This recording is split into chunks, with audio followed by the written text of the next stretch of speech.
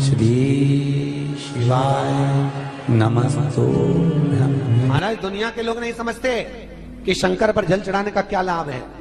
शिव महापुराण कहती है, अगर एक दिन शिव महापुराण की कथा कहती है, मंगलवार को अगर शिव जी के मंदिर में, शंकर के मंदिर में जाकर एक लोटा पानी चढ़ाया जाता है तो हमारे कार्य में उन्नति होती है। कोई व्यापार नहीं चलता हो, दिक्कत आ रही हो तो हनुमान जी के दूसरे नंबर का भाई गतिमान का स्मरण करो।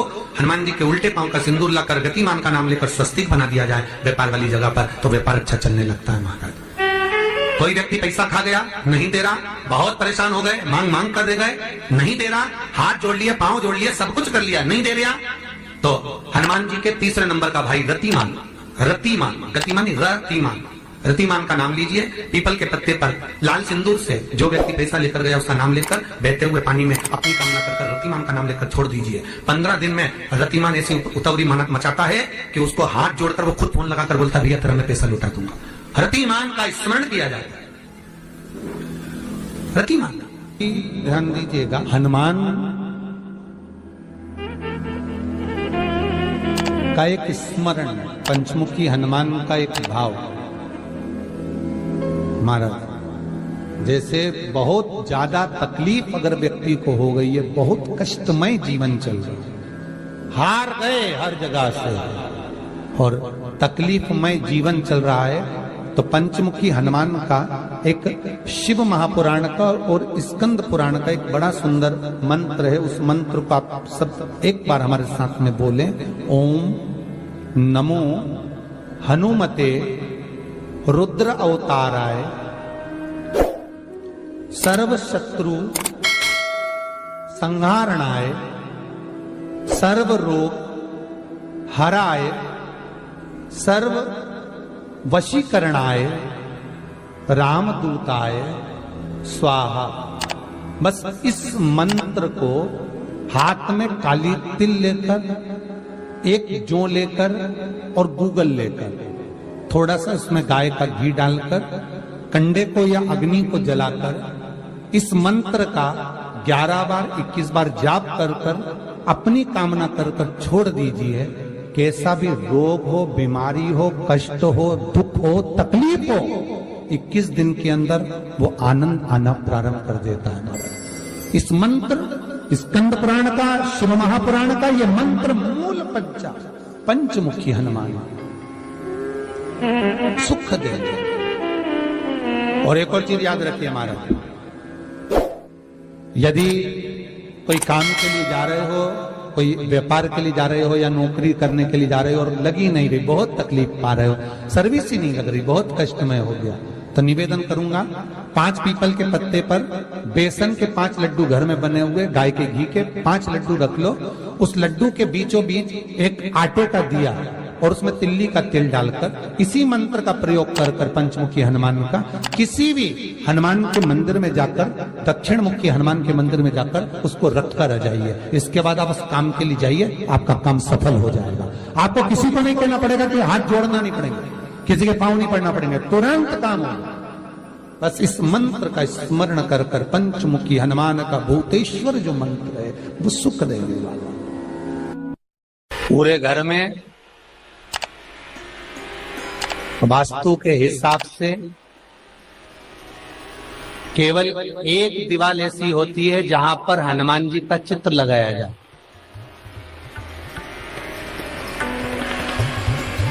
चाहे तुम पर्वत उठाने वाला चित्र लगाओ हनुमान जी का, चाहे बैठे हुए लगाओ, चाहे रामायण पढ़ने वाला लगाओ, चाहे लंका दहन करने वाला लगाओ, चाहे राम नाम जपने वाला लगाओ, चाहे लक्ष्मण को संजीवनी देने वाला लगाओ, चाहे मौन मुद्रा में लगा दो, चाहे स्तुति में लगा दो, चाहे भजन में लगा दो। हनुमान जी का कोई भी चित्र लगता है तो ना पूरब में लगेगा, ना पश्चिम में लगेगा, ना दक्षिण में लगेगा। हनुमान जी का अगर चित्र लगता है तो उत्तर की दीवार में दक्षिण को देखते हुए लगता है, केवल एक ही स्थान।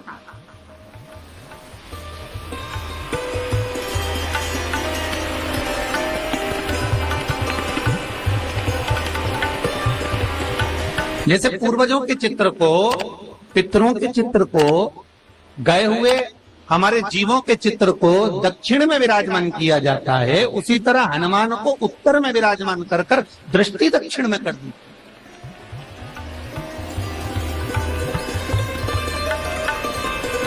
घर में हनुमान जी के जितने फोटो होते हैं उसको केवल दक्षिण दिशा में लगा, वो उत्तर दिशा में लगा बिठाते थे, और दक्षिण की ओर उनकी दृष्टि होना चाहिए, दक्षिण की ओर उनका मुख होना चाहिए। क्यों?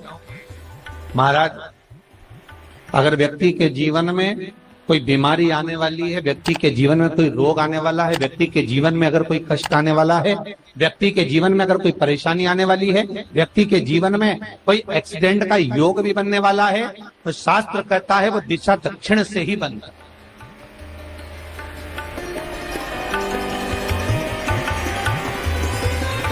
ये दक्षिण जो दिशा है ये यम की दिशा। यहाँ संपूर्ण परिवार के साथ यमराज अपने आनंद में निवास करते।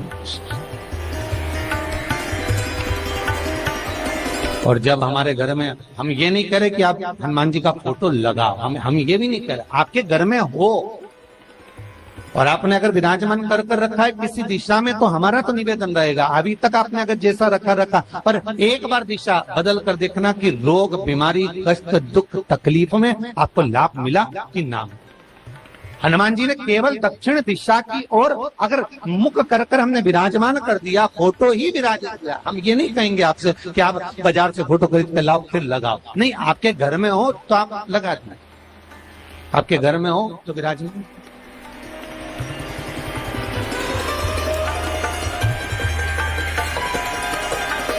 अच्छा, कितनी विपरीतता है वो भी आप जरा जानिएगा महाराज, कि शंकर भगवान के ऊपर जो जल चढ़ाया जाता है उसकी जलाधारी उत्तर में जाती है महाराज। भगवान शिव का जो जल जा रहा है वो उत्तर की ओर जा, और हनुमान जी को उत्तर में विराजमान कर मुख दक्षिण की ओर कर। क्यों? प्रबल दिशाओं में उत्तर और दक्षिण महाराज, ये जो दो दिशाएं, इनको साधने के लिए कोई देवता आगे नहीं। अगर इन दिशाओं को कोई साधने वाला है तो केवल एक देवाधिदेव महादेव ही हो सकता। काल का हरण करने वाला वो महान काल ही हो सकता। शंकर का ही एक अवतार है हनुमान जी महाराज, रुद्र अवतार महाराज। हनुमान जी से कहा तुम दक्षिण की ओर दिशा पर संभालिए। शिव जी कहते हैं मेरा जल जब उत्तर की ओर जाएगा तो इस दिशा को मैं संभालू, चिंता ना करिए। जो स्मरण करने वाला होता है, भजन करने वाला होता है, कीर्तन करने वाला होता है, नाम जाप करने वाला होता है, उसका भी शास्त्र विधान कहता है,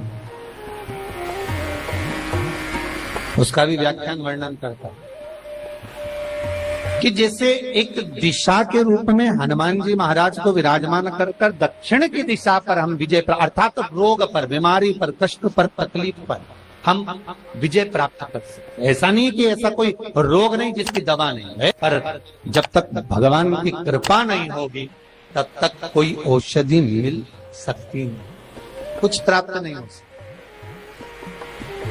जब भगवान करुणा करते हैं तो आप रूप कुछ ना कुछ सुख की अनुभूति हो जाती है, अपने आप सुख का भान हो जाता है।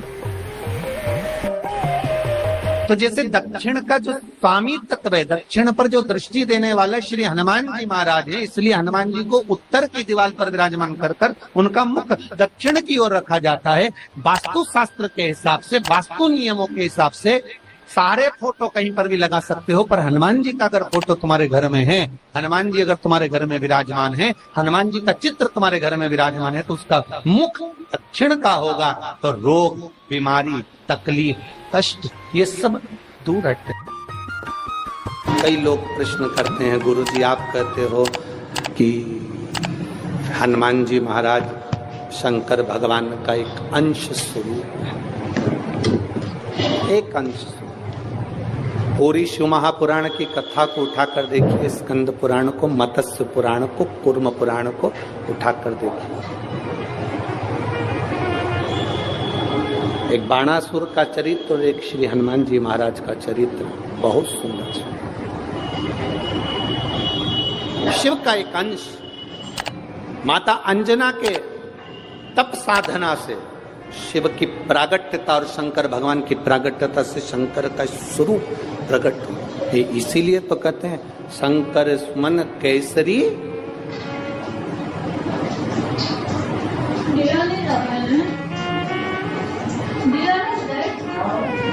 शिव का एक स्वरूप है हनुमान जी। हम तो हमेशा कहते हैं अगर आप हनुमान जी का भी दर्शन कर रहे हैं तो ये अंदाजा लगा कर रखें कि आप शंकर का दर्शन कर रहे हैं। आप शंकर का दर्शन कर रहे हैं तो ये अंदाजा लगा कर रखें कि आप हनुमान जी का दर्शन कर रहे हैं। सब एक, कोई भेद नहीं, सब एक, कोई भेद नहीं। देवताओं, आप एक बेलपत्र, जैसे आप एक बेलपत्र कि ये दो जो पत्तियां होती हैं, जरा ध्यान देंगे, ये दो जो पत्ती नीचे की रहती है बेलपत्र, आगे का भाग एक बेलपत्र और नीचे की जो ये दो पत्तियां होती हैं, इन दो पत्तियों के ऊपर एक एक शमी पत्र। ये दो जो पत्तियां हैं, इन पत्तियों के ऊपर एक एक शमी पत्र और लाल चंदन ये रखकर कितना भी रोगीला व्यक्ति हो, रोग से ग्रसित व्यक्ति हो, जिंदगी में कितना ही दुख पड़ रहा हो, बेलपत्र की ये दोनों पत्ती जिसके ऊपर शमी पत्र रखकर, लाल चंदन रखकर श्री हनुमान जी महाराज और हनुमान जी महाराज के तीसरे नंबर के भाई श्री गतिमान जी। हनुमान जी कितने भाई हैं? 6। उसमें हनुमान, रतिमान, प्रतिमान, मतिमान, गतिमान, तो जो नीचे के क्रम में आते हैं श्री गतिमान जी, उन गतिमान जी और हनुमान जी का नाम लेकर जो शिवलिंग के ऊपर समर्पित कर देता है, रोग का निवारण होता ही है, रोग मुक्ति होती है। मंगल का प्रदोष निकाल कर रख लो कि मंगल का प्रदोष इस दिन पड़ रहा है, मंगल की त्रयोदशी तिथि पड़ रही है, प्रदोष व्रत मंगलवार का पड़ रहा है। और जिन लड़का लड़की को मंगल होते हैं, जिन कन्या और वर को मंगल होते हैं, केवल शंकर भगवान के मंदिर में जाकर चौमुखी दिया, 4 बत्ती का दिया आटे का, उसमें घी डालकर लड़की शंकर भगवान के मंदिर में मात्र 7 बार शंकर पे से उतार कर 3 बार स्वतः उतार कर शिव के मंदिर में रख देती है, उसका मंगल आड़े आता ही नहीं है, मंगल नहीं आता संग। मंगल प्रदोष व्रत का इतना महत्व है महाराज। जब जिस महीने में जो प्रदोष पड़ा करे, जब प्रदोष पड़े बन सके एक बेलपत्र बन सके। ओम नमः शिवाय, श्री शिवाय नमस्तुभ्यम। स्वागत है आपका शिव शक्ति आस्था चैनल पर। तो दोस्तों, आज हम बात करने जा रहे हैं मंगलवार के उपाय के बारे में। मंगलवार यानी 11 फरवरी के उपाय के बारे में। 11 फरवरी को दोस्तों कौन सा उपाय करना है और कैसे करना है, पूज्य गुरु पंडित प्रदीप मिश्रा जी ने बहुत ही सरल विधि द्वारा इस उपाय को बताया है, जो कि आप बहुत ही आसानी से कर सकते हैं इस उपाय को। दोस्तों, अगर आप सभी इस उपाय को करना चाहते हैं तो मैं उम्मीद करूंगा कि आप सब एक बार इस पूरी कथा को श्रवण कीजिए, और कथा को पूरी श्रवण करने के बाद ही दोस्तों यह उपाय समझ में आएगा। तो दोस्तों, अगर आप सभी भक्त इस उपाय को करना चाहते हैं तो एक बार इस कथा को सुनिए और कथा को सुनकर इस उपाय को समझकर इस उपाय को कीजिए। दोस्तों, मंगलवार का उपाय करने से आपका जीवन में हमेशा मंगल ही मंगल होगा, खुशियाँ आती रहेंगी, खुशियों का भंडार होता रहेगा। तो दोस्तों, आइए सुनते हैं इस कथा को, और वीडियो अच्छी लगे तो एक बार लाइक करिएगा, शेयर कीजिएगा, ज़्यादा से ज़्यादा कमेंट कीजिएगा और अपने सभी दोस्तों को शेयर कीजिएगा। हर हर महादेव।